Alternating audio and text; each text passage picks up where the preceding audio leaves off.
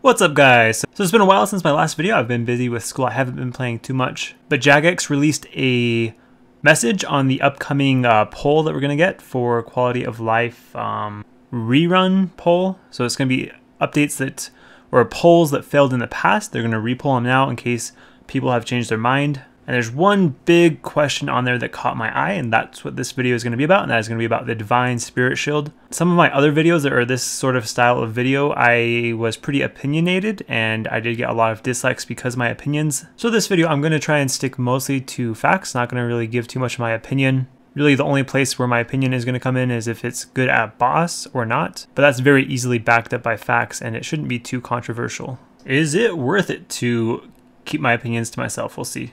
So starting this video off, I'm going to explain what the Divine Spirit Shield is. So it's yet another Spirit Shield that comes from the Corporal Beast. So it's part of the Arcane, Spectral, and Elysian Spirit Shield set. And it has a special effect that is similar to the Elysian, but a little bit different. What it does is it has a 100% chance to decrease all damage by 30%. But with that, your prayer points will be reduced by 50% of all reduced damage. So what that means is if you take some damage and it gets reduced by 10, you'll have 5 prayer points taken off from your prayer.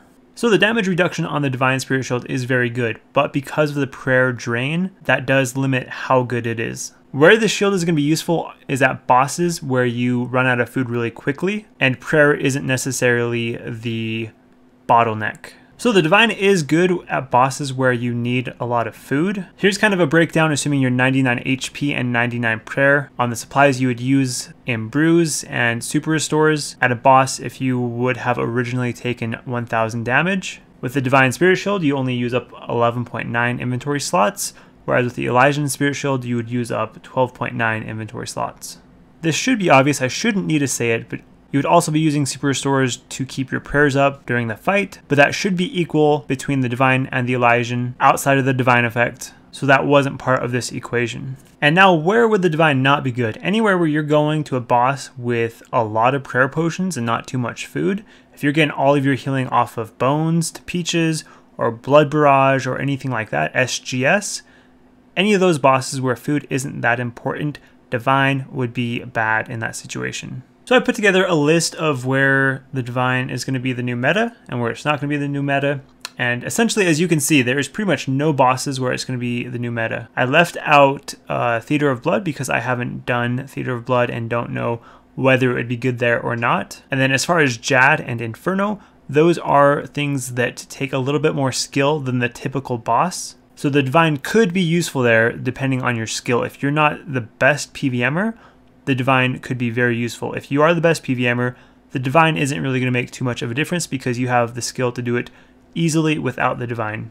If you're soloing, then it could be the new meta for Zami and Bandos, because at both of those bosses you do run out of food very quickly and you usually don't get too many kills. The reason I put possibly next to it is because if you're prayer flicking them, I don't think the Divine would be the choice you want to go with, because if you're prayer flicking them, it is possible to purple sweet out of the damage. Which means whether you're wearing a Divine Spirit Shield or a Defender, if you purple sweet food trick the damage, you're going to take the same amount of damage. So while the Divine Spirit Shield isn't that good for PVM, where it shines is actually in PKing. In PKing, there is a very big potential for a ginormous damage output to just happen instantly.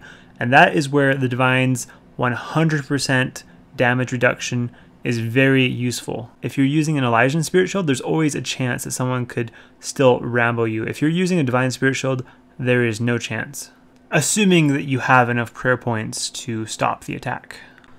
So in a scenario where someone rushes you, they hit a 40 barrage into a 75 AGS into a 40 G maul, that's 155 damage. If you didn't have an Elysian and you didn't have a Divine, you would automatically be dead no matter what. If you had an Elysian on, you could be hit anywhere from 155 damage to 116 damage. So it would be possible to survive with an Elysian, but unlikely. If you had a Divine on though, you would be hit for 108 damage, which means if you were brewed up or anglerfished up, you would not die. You would, however, lose 50 prayer points if they're smiting, so there is that risk. The 100% effect in PvP is just really, really strong. 30% damage reduction is almost the same as protection prayers. Protection prayers give 40% damage reduction. So if you're fighting someone with a divine and they don't even have protection prayers up, it would almost be the same as if they always had the right prayer on all the time. So the final thing I want to talk about in this video is Corporal Beast and how its loots are going to change a little bit, how much profit it's going to be, and that sort of stuff. Here is a picture off of a video from Zulu. He did 4,240 corp kills, kept all the loot, and price checked it, not counting the sigils. He came out to 126.7k loot per kill. That's just off of the miscellaneous drops. So now we're going to do some math to find out around how much GP you could be expecting off of Corp if the Divine were to pass and it was added to the drop table. So this is how the drop table would work if Divine came back into the game, assuming they did it how they originally proposed it. I tried to go back to the old dev blogs and stuff to try and find a source to confirm that this is how it is, but I couldn't find anything. But I am pretty sure this is how it was originally. It was 1 in 512 to hit the sigil drop table. There were 8 slots on the drop table. 3 were spectral, 3 were arcane, 1 was Elysian, and 1 was divine. The reason why we currently have a rarer chance to hit the sigil drop table is because Mod Reach, who is responsible for Corp, wanted the LE drop rate to be the same as it was originally in the original RuneScape. And since we didn't have divine, he kind of messed with the numbers. But this is how it was going to be if we did have divine. And looking at this, you might not really notice it, but this is actually a very, very big buff to Corp if this were to happen. Because currently, there is a 1 in 4k chance to get a really good shield, you could say. If this were to happen, there would be a 1 in 2k chance to get a really good shield. So using the rates from Zulu, then using the drop rates and just doing a little bit of math, we have no idea what the Divine Spirit Shield would actually be worth, but just for this calculation, just for an example, just to give an idea of how much you could be making from Corp, we will use 1 bill for a Divine Spirit Shield. So assuming that Divine was 1 bill, the average GP from Corp per hour, if you could do 20 kills, is 12.6 mil.